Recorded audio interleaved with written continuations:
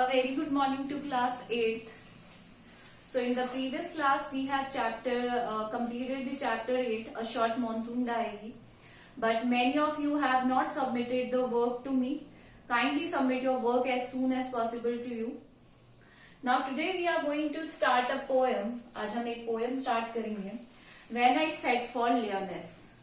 When I set for Lyonesse. Lyonesse एक जगह है और इसका मतलब है कि जब मैं लियोनेस की तरफ के लिए चल पड़ा. And the poet of the poem is Thomas Hardy. कौन है इसके पोएट? ये आप ऑब्जेक्टिव टाइप क्वेश्चन में याद रखेंगे कि who is the poet of the poem.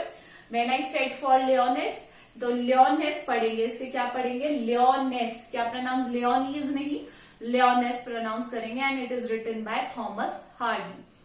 Now you will ask me where Lyonesse is situated.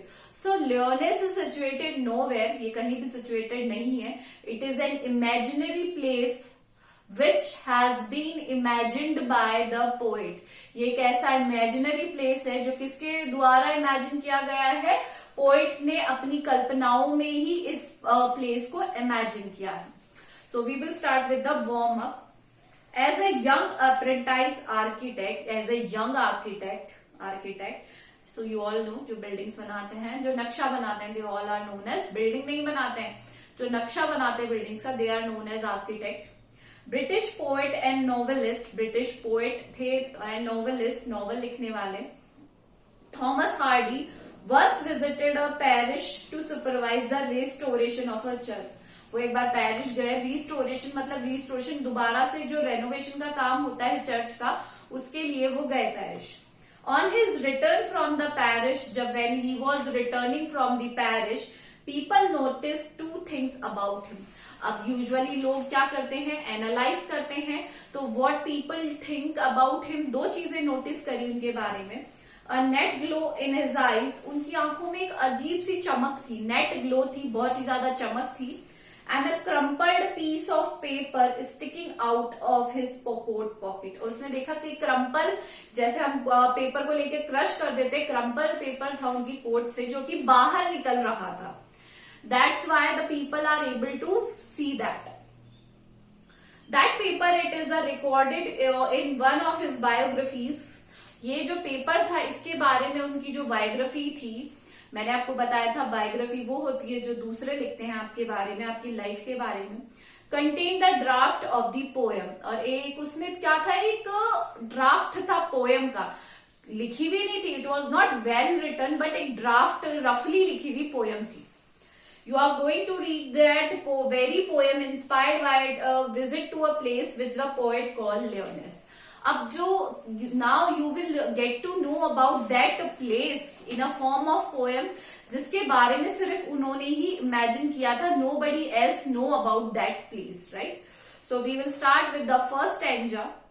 When I set for Lyonnesse, वो कहने लगे in this stanza, the poet describe his journey to the Lyonnesse several miles away, बहुत मीलों दूर. तो उन्होंने कहा When I set for Lyonesse 100 miles away, जब मैं धीरे धीरे लियोनेस की तरफ चलने लगा जो कि बहुत ही मीलों दूर था.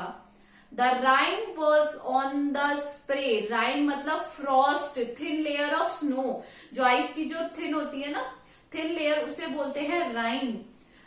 Was on the spray. Spray मतलब लीव्स और ब्रांचेस के ऊपर हर जगह क्या थी? फ्रॉस्ट जमी हुई थी. ओस नहीं कहेंगे, थिन लेयर. ओस तो बूंदे होती है. थिन लेयर ऑफ आइस, जो कोल्ड कंट्रीज होती है ना, उनमें क्या होता है? यूजुअली बारिश, बर्फ गिरने से पहले हल्की हल्की बर्फ पड़नी शुरू हो जाती है. तो वो इट स्टार्टेड, जैसे हमारे यहाँ पे ओस जमती है ठंड में, उसी तरीके से वो लीव्स के ऊपर क्या हो जाती है? जम जाती है. एंड स्टार लाइट लिट माई लोनसमनेस. लोनसमनेस मतलब अकेलापन, सॉलिट्यूड, एकांत. तो उससे, एंड स्टार लाइट, जो लाइट ऑफ स्टार्स है, उसने क्या किया? Lighted up my loneliness. जो स्टार की लाइट से मेरा अकेलापन क्या हो गया था? जाग गया था, लाइट हो गया था. When I set for Lyonesse 100 miles away, जब मैं अपनी एकाकीपन को प्रकाशित करते हुए चारों तरफ रोशनी हुई थी, उसके कारण मेरा जो एकांतपन है वो बहुत ही ज्यादा क्या हो गया था? illuminated हो गया था, lighted हो गया था by the stars when I set my journey to the Lyonesse several miles away from the place where I have gone. I think it must be in the Paris. This is all sort of imagination. Basically जो poems होती है उनमें क्या होता है, जो poet की जो कल्पनाएं होती है वो ही पोएम के रूप में हमारे सामने आती है. उसमें से कई चीजें रियल भी होती है, कई चीजें फिक्टिशियस भी होती है. फिक्टिशियस मतलब होती है काल्पनिक भी होती है. तो इट इज उनका जो इमेजिनेशन का अपने ब्रेन के साथ जो कॉम्बिनेशन है, that we are able to see in the sort of the poem. Now the second, what would be chance at Lyonesse? उन्होंने कहा that nobody would experience. क्या ऐसा बी चांस है, हैपन है जो लियोनस में हुआ मेरे साथ. While I should, जब मैं वहां क्या करना चाहता हूं, सोजन मतलब रहना. I would like to stay there. No prophet durst declare. Profit कौन होता है, जो हमें फ्यूचर इवेंट बताते हैं, जो हमें एस्ट्रोलॉजर टाइप प्रॉफिट होते हैं, Mohammad.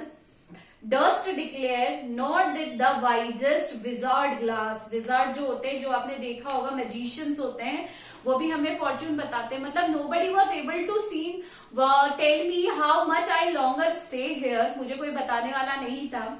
What would be chance मतलब है stay at Lyonesse while I should sojourn there.